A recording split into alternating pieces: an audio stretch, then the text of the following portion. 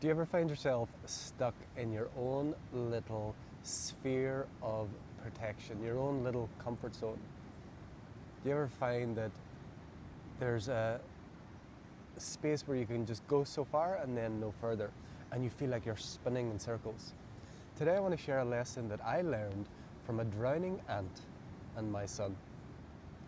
So last night, yesterday, my son was in a swimming pool and I came out to see him, and there was some sort of little insect or animal had died, and then the magical ants. I've learned so much from ants over the years. I mean, just observing these magnificent creatures and how they work together is just incredible. But some animal had died, and I couldn't identify the animal because so many of the ants had, surrounded it, and they were completely covering whatever it was. And then there was the line of ants that was, going back to where they came from and where they take it. I like to think of them as the magical garbage retrieval of the universe, of the earth. And so I was just observing this and watching this and just marveling at it. And my son was in the swimming pool and he didn't want to come out. And so I just took a moment and, practicing our conscious parenting, just giving him a little time and saying, okay, we're going to go soon. And so it was right beside the pool, and I was standing beside the pool, and my son is also learning to dive at the moment. Well, he's actually mastered it, learning, remembering. He just wakes up days and does things. But so he was at the pool. It wasn't when he dove in, but I was sitting watching this and I showed him, and then he splashed some water out. And so you've got the little insects surrounding ants and the line of ants going back to where they're taking it from. And then he splashed out some water. It was so interesting what happened. One ant got separated from the group. And so the ant was in the water. He didn't do it deliberately, but my son. So one ant got separated from the group, only one. And it was in this water that my son had splashed out. And so what happened was, the ant very quickly started moving very fast. It was in the water and it was moving very fast and trying to get out of the water that had been splashed on it. And I seen it moving, swimming, moving quite well in the water, move through. And so what happened is it found a little spot. So it was very interesting how it happened. It was on tiles, but there was a little spot of water, or a little spot where the water hadn't. So it was like a little island of tile. So the ant found its way to this little circle. And so it had swam through a lot of water. It could have went another direction, but obviously it doesn't. I have the benefit of a much broader perspective than it does, although I think they're very wise beings and can teach us a lot. So it found its way to this little circle where there was so it was like an island, surrounded by water, but for some reason, whatever reason, there was no water. And so then I watched the ant and watched what would happen.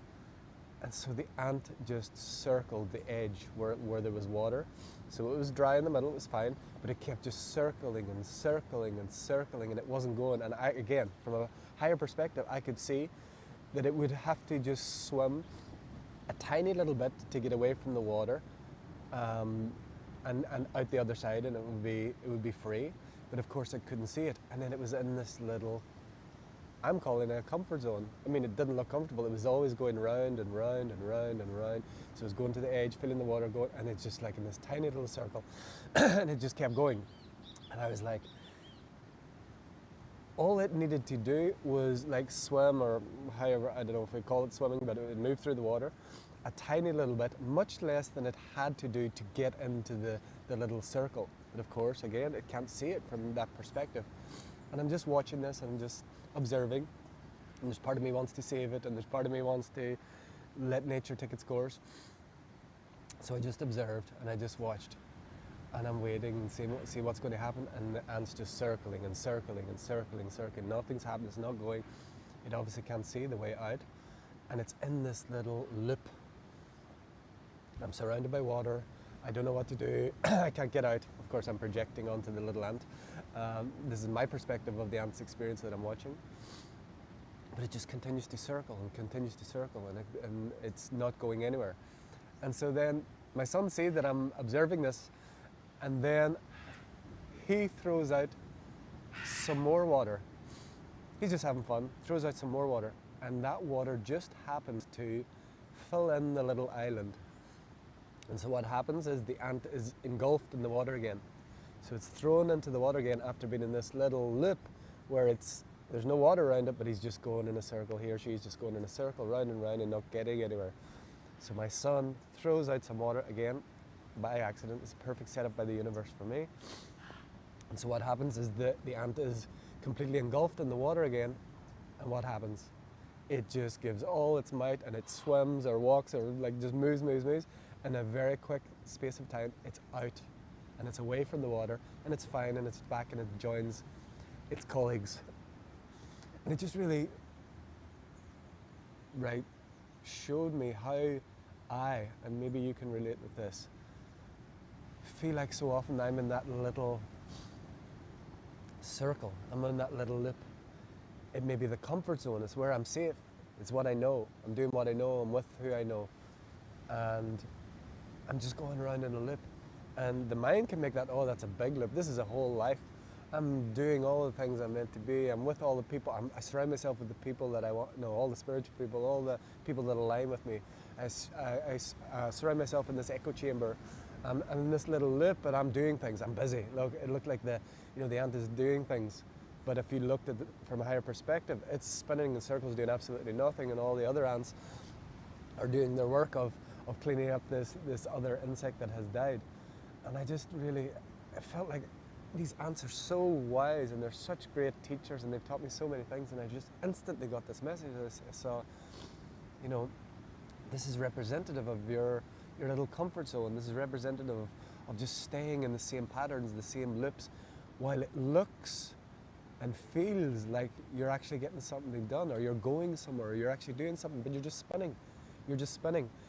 And in truth, all you need to do is go a little bit outside that comfort zone. It talks about this in the book, in The Life of Bliss, A Life of Bliss, the Living Transmission. It's just a little bit outside of your sphere of experience lays a whole nother world. And we can't see it from that perspective. And sometimes we have to just go for it and not know that we're going to get to the end. But what happened with this ant was it didn't know the way to do that. But what happened was divine intervention. The water comes, and then it gets the power. It gets the power because it's so engulfed. It's like being thrown into the deep end. It was so engulfed, and then latent powers within that weren't there when it was in the little comfort zone, that weren't there when it was spinning its wheels, weren't there when it was just circling and circling. Something grander and more powerful. It was completely engulfed in water and had to go much farther than he or she had to go when it was in the little circle, because it was completely surrounded, and it covered a distance much farther than it needed to while it was in the circle, and then it was free. So I just reflected on it, and I wanted to do the video last night, but I was too tired, and I just reflected on it and just wondering, you who watch this video, can you relate with that? I know I can, that I at times can surround myself in this seemingly safe bubble, seemingly safe echo chamber of people who agree, seemingly doing things, but actually if I look from a higher perspective, I'm just spinning wheels. It looks busy, but it's not achieving anything, it's not going anywhere, it's not becoming, it's not expanding. And sometimes, you may relate with this, you may not, some people are traumatized by this. Sometimes we just need to get thrown in the deep end. Sometimes we have to feel like we're drowning to find an inner power, to find something that is beyond what we've been, because we have the infinite resources of source fully within us, always available. But if we are not in a circumstance where we're called to use that, we will only use our little spinning wheels, we'll only use the little capacities that allow us to just spin in this circle like the little ant.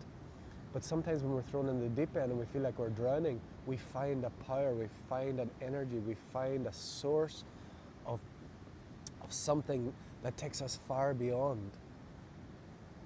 And the question I always ask is, do we have to wait until we feel like we're drowning? Do we have to wait until something from a higher perspective says, look, you just have to take a couple of steps that way and you're out? Or can we do that consciously? Can we choose to put ourselves in circumstances where we're not really drowning, but we might feel like it, so that we call on a deeper power, so we call on a deeper resource. That is my reflection today, and it's sat with me all night. I slept well, but I'm just asking the question, where am I keeping myself on there? And it's very clear, I can see it. Where do I maybe expand outside the bubble and then just create another little comfort zone within another bubble? And where am I called to really just jump in and know that there's a power within, know that there's a resource within, know that there's a part of me that will meet any circumstance that life brings. We will never give ourselves, from a higher perspective, anything that we're not able for, that we're not fit for, that we're not strong enough for. But the things that really challenge us truly do strengthen us, truly do give us the opportunity to serve at a higher level, to meet a grander version of ourselves, and to expand beyond the known, expand beyond what has been before. So this is a little contemplation today as I get completely ate by ants here. I'm under an almond tree and a coconut tree, and today we'll be moving on from this space, but I'd love to hear from you in the comments what this little story brings up in you, if anything.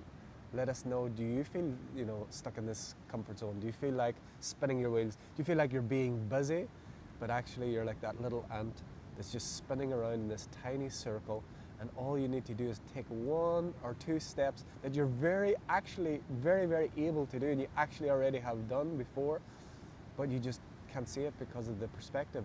Or are you going to wait until the emergency of drowning to take that step? Little pondering and thoughts for today. And if you are ready to go deeper on this, I'm really called to work with people who are here to lead from the heart. People who are here to make change. People who are here to step out of that little comfort zone, of that circle of busyness, of that echo chamber of everyone that agrees with you. I'm really inspired to work with and co-create and collaborate with those who are going to bring real change, who are going to have the courage to step out and swim, and to take a step when maybe you don't know what's going to catch you, and maybe there's never going to be anything to catch you. If you are called to that, comment below mastery, and we get together on a call, and we'll discover how we can work together and lead from the heart and bring together this shift of consciousness on the planet that is going to take challenging choices, that is going to take diving in, that is going to take doing things you never did before, becoming who you haven't been before, so that we can serve in the highest level. I am here on a life mission to ignite, unite, and highlight 144,000 heart leaders living and giving their unique genius in the world, and to impact and inspire the next 7 generations on Earth, leaving a legacy of love. If that's you, drop a message below. Until next time, from my heart to yours, the divine in me sees, loves, and honors the divine in you. Namaste. We are